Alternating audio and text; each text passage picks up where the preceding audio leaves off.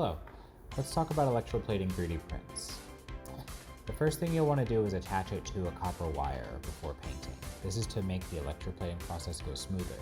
By drilling a hole and applying some super glue, you can stick a small copper wire into your object, and that will allow it to be suspended freely in the electrolytic solution. After this, you want to start painting your 3D print. The first thing you want to do is mix your conductive paint. What I'm using is graphite with India ink, and I'm painting the object in a nice thin layer through an airbrush. You can also use a dip method, but I prefer to brush it on in thin layers to preserve detail. After painting it on, you want to polish it. I'm using a toothbrush to polish my prints. The reason you want to polish it is to test its conductivity. Graphite has conductive properties, and this is a way to make your object conductive so the copper ions can go onto the bath. For this first round here, we have a little over 1,000 ohms, and we want to reduce that significantly. So I've applied a second layer of paint and have polished it even further. This is going to be essential to the plating process. The lower the resistance, the quicker and smoother your plating will go.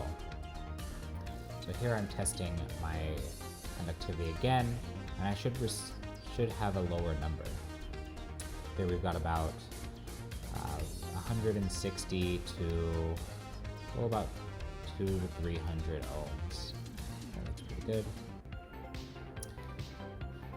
Here you can see the two prints side by side. The painted and polished version has this nice shiny black look to it, and then here's a raw resin print as well. It's integral to have a nice polished piece to achieve great conductivity. Moving on to our etching bath. You see here I have these two copper sheets. These act as the anodes, and these are going to sit inside these woven polypropylene bags using coffee filters to prevent any sediment. I've got a clip here to prevent the bag from falling into the bath. Next is the copper electrolyte solution. This is homemade from a DIY recipe. However, if you can also buy this commercially produced, which can produce quicker results. If you don't mind experimenting, you can find a recipe online and go from there and adjust your different components to the electrolyte solution. But either way works. Going DIY just requires a little bit more trial and error. You can see here I'm filling the bath up just to cover my anodes and have them submerged perfectly. Next, I've taken my print and I'm testing it alongside the bath. I want to make sure the object is completely submerged while plating. You need to have your object submerged properly so that way you can ensure a nice even plate job. And that looks pretty good. So now we can begin setting up for putting our objects in the bath. To do this, we are going to attach our lead wires of the power supply to the anodes. You'll notice I have two anodes. This is to ensure even plating. You can use one anode in the plating process, but I find greater success using two, as the copper ions can now attach to the object from both sides. You want to make sure to put your negative wire or your cathode onto the plated object so the copper ions can go onto the 3D print. This contraption I use is called a rotojig. It allows the object to be rotating in increments to allow for even plating. Think about it like sort of tanning or putting an object in a source. The more it's rotating, the more even your plating can be. When setting your power supply, there is a general formula to follow. Generally, 1 to 2 amps per square decimeter of your object is what's recommended.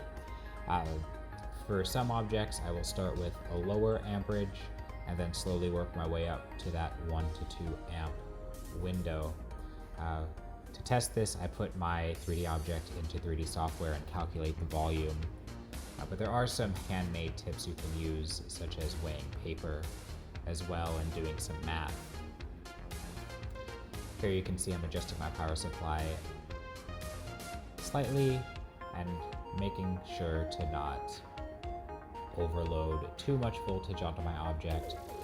If you apply too much voltage, you can burn the conductive coating off of your print and that will result in poor plating.